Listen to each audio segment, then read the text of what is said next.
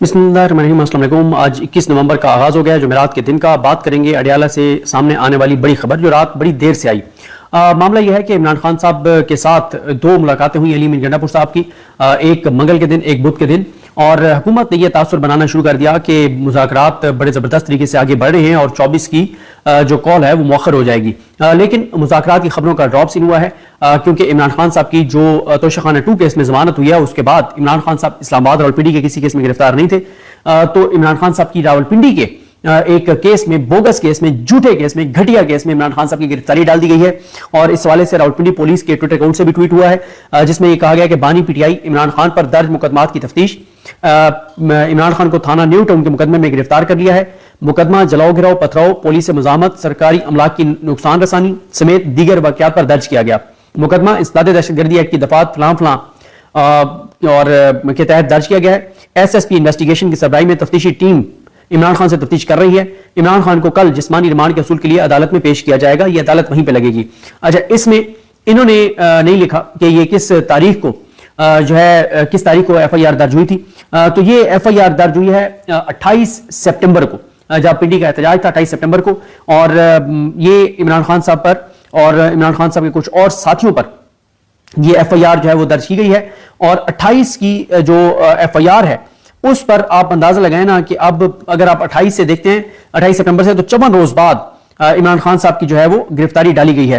अच्छा, राय अहमद भट्टी जो दुनिया न्यूज के लिए कवर करते हैं रावलपिंडी को, राय अहमद भट्टी साहब ने 29 सितंबर को इस एफआईआर के हवाले से खबर दी थी। बाकी मीडिया ने भी रिपोर्ट की हुई होगी, लेकिन मैं राय अहमद भट्टी साहब को फॉलो कर रहा था ट्विटर के ऊपर, तो उन्होंने कोट ट्वीट किया और बताया कि उन्होंने 29 सितंबर को इस एफआईआर के बारे में बताया था।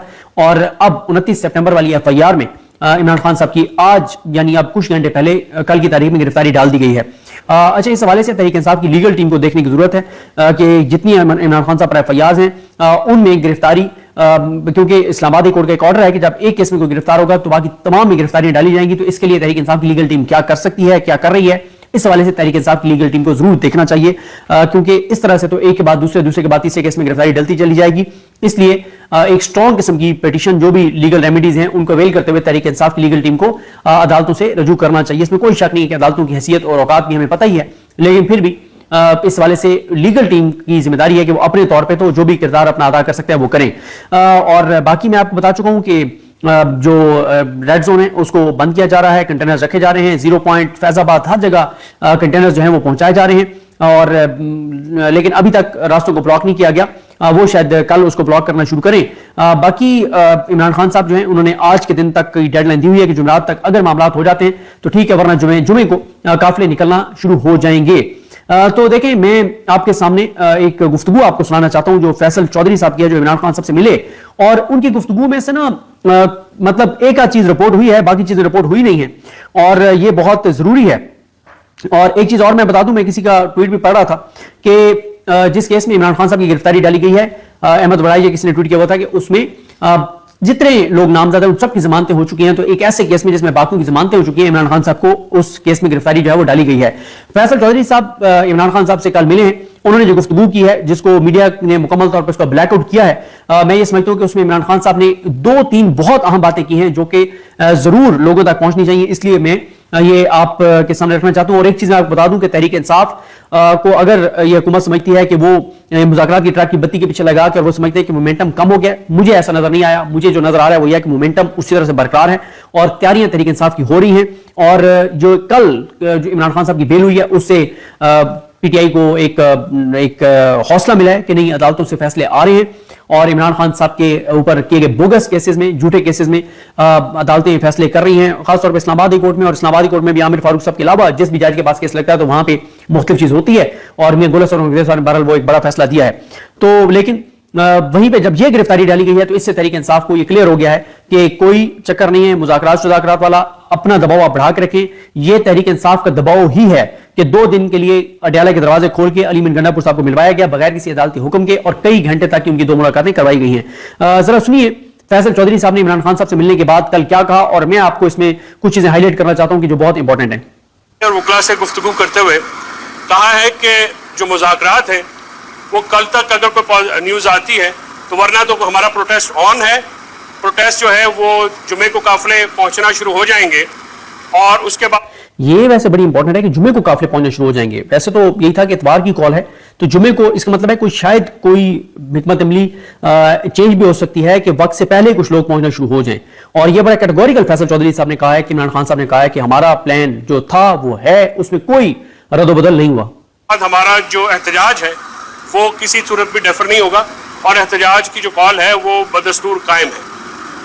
اس کے بعد انہوں نے باقاعدہ ذکر کیا ہے کہ انہوں نے 9 مئی کے بعد یہ دوسری کال دی ہے, دوسری دفعہ کال دی ہے, اور انہوں نے حیرانگی کا اظہار کیا کہ کس طرح سے اسلام آباد پولیس جو ہے وہ یہ کہہ رہی ہے کہ 1 ارب روپیہ جو ہے وہ خرچہ ہو گیا پی ٹی آئی کے احتجاج کے اوپر.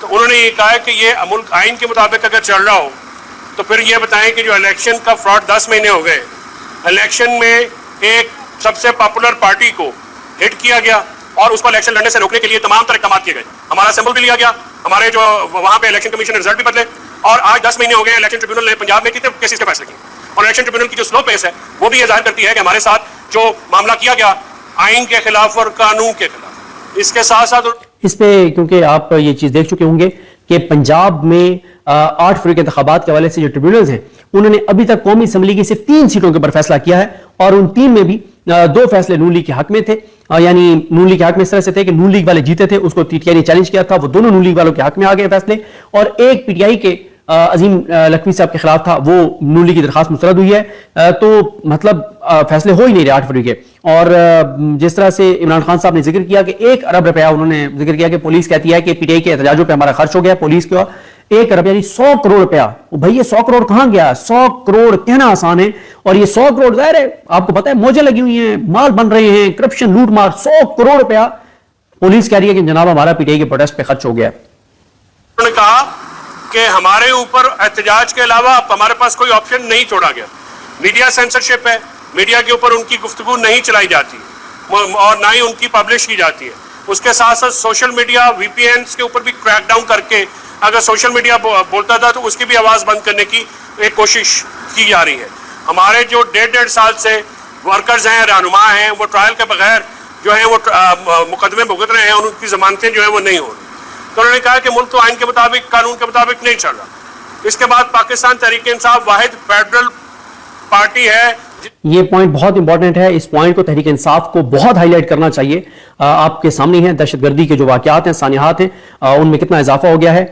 کل جو ابھی کچھ دیر پہلے ہم نے پروگرام شہر اقتدار کیا, میں نے اور سعد رسول صاحب نے, اس میں نے بڑی تفصیل سے اس پہ بات کی ہے, اور سعد رسول صاحب نے.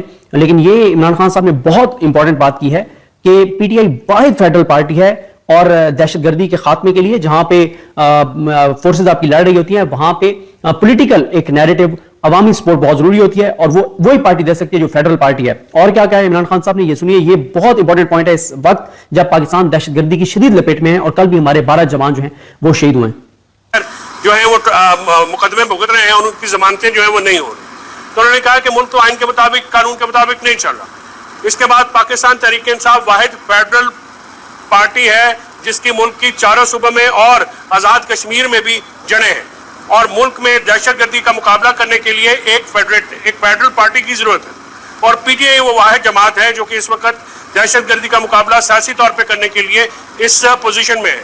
ملٹری سولوشن جو ہیں وہ کبھی بھی کسی مسئلے کا حل نہیں ہوتے, سیاسی جماعتیں ملک کو اکٹھا رکھتی ہیں. لہٰذا 2 پرونگ اسٹریٹجی ہوتی ہے. اگر ملٹری آپ ایکشن کریں گے تو اس کے ساتھ ساتھ پھر پولیٹیکل انگیجمنٹ ضروری ہوتی ہے, اور پولیٹیکل انگیجمنٹ پاکستان تحریک انصاف کے علاوہ نہیں ہو سکتی. اس کے ساتھ ساتھ انہوں نے یہ کہا کہ جو 9 مئی کا مذاکرات کی جو اسپیشلی جو میں کلیریفائی کرنا چاہتا ہوں, انہوں نے کہا کہ خالی 2 ہاتھوں سے بنتی ہے. مذاکرات کے لیے ہم نے اپنا ایجنڈا دیا ہے. اب دوسرا فریق اس سے آتا ہے, وہ بھی اپنے مذاکرات کے اگر ایجنڈا دیتے ہیں تو پھر اس کے بعد بات آگے بڑھتی ہے. اگر بات آگے بڑھتی ہے اور ہم کسی پازیٹیو سائڈ پہ جاتے ہیں تو سیلیبریشنز کریں گے, ورنہ ہم احتجاج کریں گے. اور یہ جو ہماری ڈیمانڈ ہے وہ تو 3 ڈیمانڈ جو پہلے دن تھی پاکستان تحریک انصاف کی طرف سے 3 ڈیمانڈ رکھی گئی ہیں. مینڈیٹ, سٹولن مینڈیٹ کی واپسی, 26ویں آئینی ترمیم کا ریورس ہونا, اور ہمارے جو اسیر کارکنان ہیں اور رہنما ہیں جن کو جیلوں میں جعلی مقدموں میں رکھا گیا ہے ان کی فوری رہائی جو ہے, یہ 3 مطالبے ہیں. اب دوسری طرف سے اگر کوئی مطالبہ آتا ہے, ابھی علی گنڈا پور صاحب کی بھی ملاقات ہو رہی ہے, تو وہ بھی آ کے سامنے لائی جائے گی. تو اس میں جو ایک تاثر کل سے دیا گیا کہ جی ڈیل ہو رہی ہے یا کس قسم کی, بالکل میں اس کو یکسر مسترد کرتا ہوں خان صاحب کی ہدایت کے اوپر کہ ایسی کوئی بات نہیں ہے. ہاں مذاکرات جو ہے وہ ہم نے کبھی دروازے بند نہیں کیے, اور مذاکرات کے اس سوال کے جواب پہ کہ مذاکرات کس سے ہوں گے, انہوں نے کہا کہ جس کے پاس طاقت ہے मुज़ाकरात उससे होंगे, आप खुद अंदाज़ा लगा लें कि इस मुल्क में जो है वो ताकत किसके पास है। तो जाहिर है मुज़ाकरात जो है उन लोगों के पास होंगे जो कि फाइनल डिसीजन कर सकते हैं। 9 मई के उन्होंने वाक़यात पे ये कहा कि जब हमने वारंट इशू है 14 को, तो हमने वहाँ पे गारंटी दी कि हम सुबह पेश होंगे, और ज़ाब्ता फौजदारी के तहत आप ये गारंटी दे देते हैं। जब हमने ये वहाँ पे पेश होने की गारंटी दी, और उसके बाद जब वहाँ पे इमेजेस आए जिसमें उनकी गिरफ्तारी को उन्होंने कहा कि ये गलत लफ्ज़ है जिसमें मुझे अगवा किया गया, तो उसका फिर रिएक्शन नेचुरल था। 9 मई की कॉल जो है वो तो जेल में थे, उनको नहीं पता, लेकिन लोगों का रिएक्शन था, उनके लोगों का रिएक्शन था। और फिर उन्होंने ये भी कहा कि 79 लोग, औरतें जो हैं वो फौज के ऊपर हमें एक्यूज किया जाता है कि हमने हमला किया। वो कैसे हमला कर सकते हैं? फौज के ऊपर कोई यास्मिन राशिद टैंक पे चढ़ी हुई थी, या कोई दूसरे हमारे लोग थे, वो कोई गनर्स थे, वो तो 79 लोग थे, तो 79 लोग नहीं कर सकते थे। इसी तरह उनसे सवाल पूछा गया कि ऑडियोज जो आई मुराद सईद साहब की या दूसरी, तो उन्होंने कहा कि देखिए मैंने हमेशा पुरअमन कॉल एहतजाज की कॉल दी, किसी ने किसी भी इंस्टॉलेशन के ऊपर हमले को नहीं उकसाया। पुरअमन एहतजाज हमारा आईनी हक है, और पुरअमन एहतजाज करने का हमें आइन और कानून हक देता है। इस हुकूमत ने 2 साल में हमें 2 जलसे करने की इजाज़त दी, और उन जलसों के बाद भी हमारे वर्कर्स को, हमारे रहनुमाओं को जाली पर्चों में एंटी टेररिज्म के पर्चे करके उनको जो बुक कर दिया गया, और एक फसाइयत और बर्बियत जो स्टेट एट्रॉसिटीज़ हैं उनका निशाना बनाया गया। तो उन्होंने ये कहा कि हमारा जो एहतजाज है वो बिल्कुल ऑन है। मुज़ाकरात जो है वो ना पहले कभी इनकार किया है, ना अभी इनकार करेंगे। अगर मुज़ाकरात जो है आगे बढ़ेंगे तो हमारा एहतजाज जो है वो सेलिब्रेशंस में वो मुंतकिल हो जाएगा, वरना हम अपने पूरी कौम को, उन्होंने दोबारा ये कहा है कि पहले जो उन्होंने कॉल दी 4 अक्टूबर को पार्टी के लिए थी, अब ये जो कॉल है 8 फरवरी के बाद 24 नवंबर की कॉल पूरी कौम के लिए, पूरी कौम अपने हकूक़ के लिए, आइनी हकूक़ के लिए, जुडिशल इंडिपेंडेंस के लिए, मुल्क में आइन और जमहूरियत की बहाली के लिए, और जो हमारे 3 मुतालबात हैं उसके लिए बाहर निकले, क्योंकि ये पाकिस्तान का फ्यूचर है, ये कौम का फ्यूचर है, और मुल्क में डेमोक्रेसी को जो है वो rule of law, independence of judiciary और फ्री एंड फेयर इलेक्शन के बगैर नहीं चल सकती, लिहाजा उसको जो है वो रोका गया। तो आज की ये गुफ्तगू जेल के अंदर जो हुई वकला से और मीडिया से, मैं आपको एज यूजुअल जो है मैंने आपको दोबारा वो दोहरा दी। ये गैप जो है ये मौक़िफ़ का तज़ाद नहीं है डॉक्टर साहब। आज भी खान साहब ने कहा है कि अगर उन दोनों ने मुझसे इजाज़त मांगी है तो जाहिर है उनको कोई ऑफर आई है तो उसके ऊपर प्रजम्पशन के ऊपर तो नहीं मांगेंगे ना।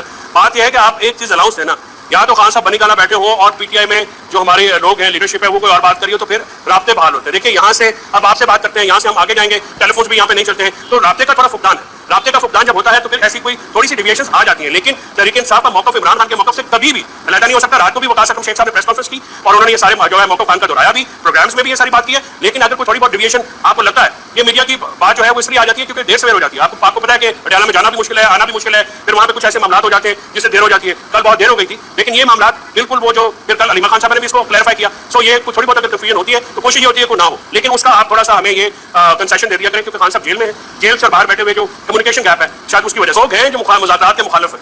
कुछ ताकतें ऐसी हैं जो कि मुसलसल जबरी फसाइयत और रियासी जबर के ऊपर उनकी, और खासकर पंजाब हुकूमत जो उस पर है मसर है, और उन्होंने पंजाब और सिंध में हमारे लोगों को गिरफ्तार किया जाता है जब भी कोई इसका जलसे का एहतजाज का अनाउंस होता है एक टेरर करने के लिए। लेकिन इस बार इतनी पब्लिक निकलेगी इंशाल्लाह कि वहाँ पे आपको ये नंबर जो है ये इनको ये भी छोड़ने पड़ेंगे। तो एक कुछ लोग हैं जो कि विद इन द गवर्नमेंट जो है वो इस चीज़ को नहीं चाहते होगा, सबोटाज करने की कोशिश होती है, लेकिन जमहूरियत और आइन बचाना जो है पाकिस्तान तहरीक इंसाफ ने हमेशा उसके लिए खड़ा हुआ है और आइंदा भी खड़े होंगे। हमारे लोगों ने बहुत कुर्बानियां दी हैं, इस कुर्बानियों को खान साहब ने कल भी सराहा है और आज भी सराहते हैं कि जो वर्कर्स हैं, जो हमारे लीडरान हैं, जिसमें शाह महमूद कुरैशी, उमर चीमा, चौधरी जहाँ साहब, महमूद रशीद साहब, यास्मीन राशिद साहबा समेत जितने भी लोग जिन्होंने जेलें काटी, अगर एक एक बयान देते तो वो पार्टी छोड़ देते तो आज रहा हो जाते, लेकिन उन्होंने तमाम फसाइयत का सामना किया और नजरिए के लिए खड़े हुए। तो पीटीआई एक नजरियाती जमात है, पीटीआई के वर्कर्स नजरियाती हैं और इंशाल्लाह ये नजरिए की बुनियाद पे जो जमात है वो खड़ी है और खड़ी रहेगी।